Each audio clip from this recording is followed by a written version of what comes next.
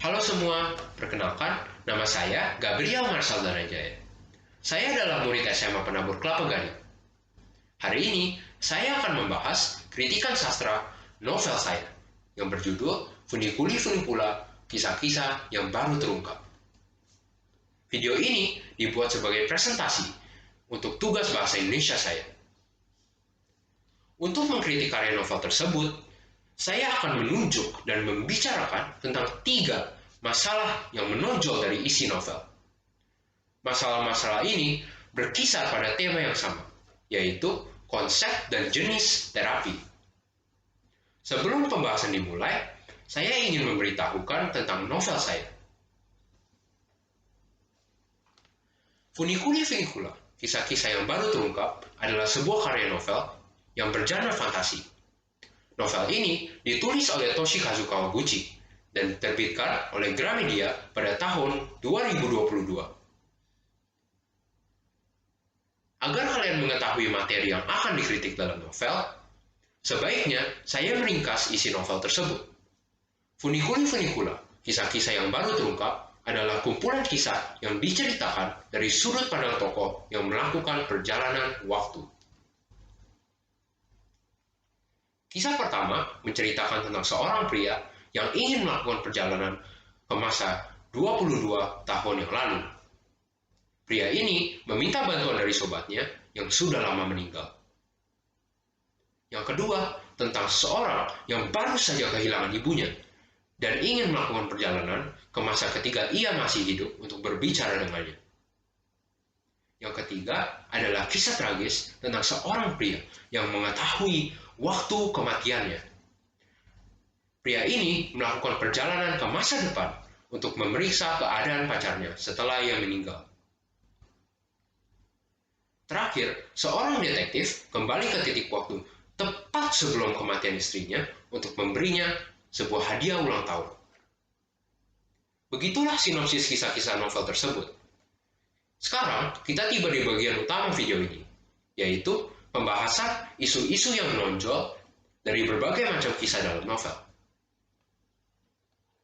Tetapi sebelum itu, saya ingin menyampaikan sebuah kutipan indah dari kisah pertama buku tersebut. Kau boleh berbahagia. Kau tidak perlu mengkhawatirkan aku lagi. Ini adalah kutipan dari Shuichi kepada Gotaro setelah dia meminta maaf kepadanya dalam halaman 60. Kutipan tersebut mampu mengubah pemikiran seseorang yang sudah lama memutuskan untuk mengakhiri nyawanya sendiri. Tujuan dan cara pikir mula Gotaro mencerminkan masalah pertama yang bisa saya lihat dalam kehidupan sehari-hari.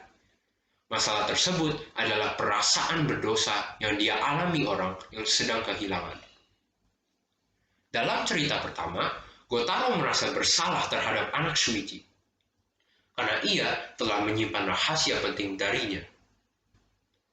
Kisah pertama menyelesaikan masalah tersebut menggunakan unsur-unsur dari teknik terapi kognitif perilaku. Menurut American Psychological Association, terapi kognitif perilaku adalah jenis pengobatan psikologis yang biasanya digunakan untuk mengobati depresi dan gangguan mental lainnya. Di cerita tersebut, terdapat 3 dari 4 fase yang terkandung dalam sistem pengobatan. Fase ini adalah fase pertama, ketiga, dan keempat. Fase pertama yaitu mencari masalah utama yang terlihat melalui perspektif Shuichi. Dia membuat Gotaro mengaku secara detail melalui tekanan emosional.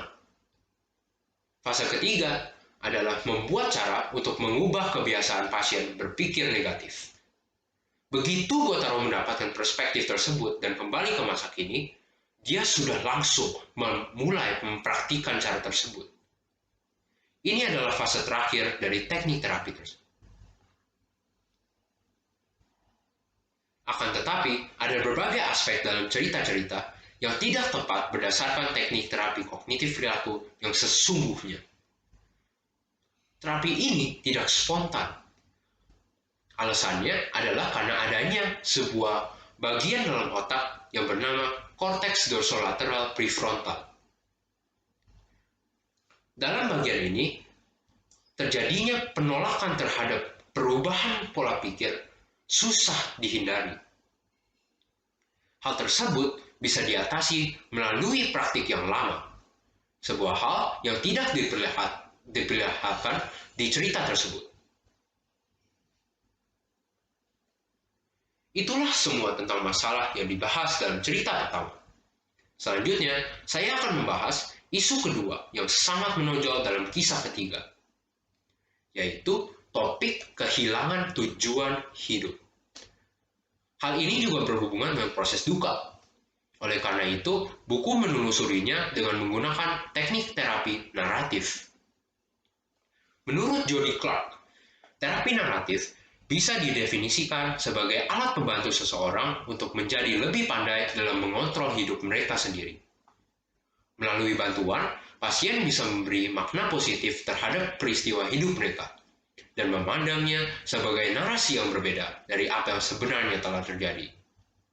Kita bisa lihat unsur teknik tersebut dalam kutipan ini.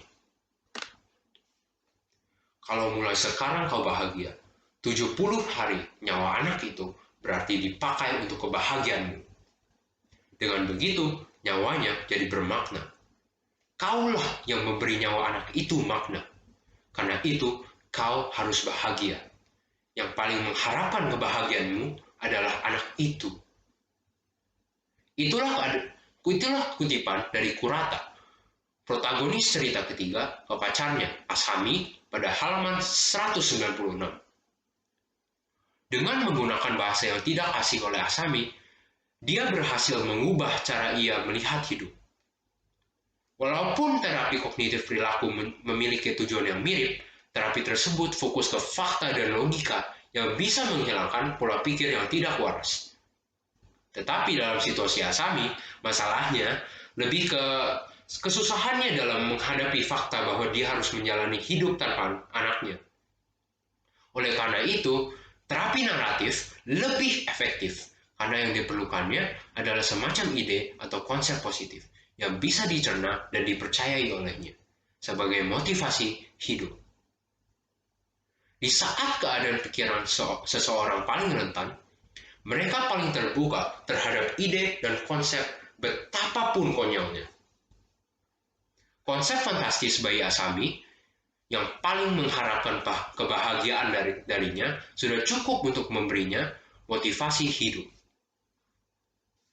Dibandingkan terapi kognitif perilaku, teknik terapi naratif yang diintegrasi di kisah ketiga sangat akurat dengan cara menerapkannya di dunia nyata. Masalah terakhir yang dibahas merupakan cara merenung penyesalan. Dalam setiap kisah dalam novel, terdapat sebuah fenomena yang dialami masing-masing protagonis cerita dalam proses perjalanan waktu. Contohnya, dari deskripsi tokoh cerita pertama dalam halaman 40. Pemandangan yang bergerak dari atas ke bawah itu bahkan menjadi makin cepat, membawanya makin jauh menuju 22 tahun yang lalu. Matanya berkunang-kunang. Ketika hampir kembali ke masa lalu, kesadaran Gotaro makin pudar.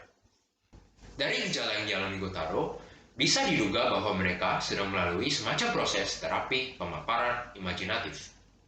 Berdasarkan definisi dari American Psychological Association, ini adalah pengobatan untuk menghadapi fobia atau trauma seseorang dengan cara merenung dan menghadapi peristiwa yang memicunya. Kopi dalam kisah menjadi sebuah alat untuk memulai proses renungan. Hal ini berbeda dengan terapi sesungguhnya yang biasanya memerlukan pasien untuk membuat deskripsi sesuai ingatan sendiri. Yang akurat adalah hasil pengobatannya, yaitu tumbuhnya pola pikir yang sehat.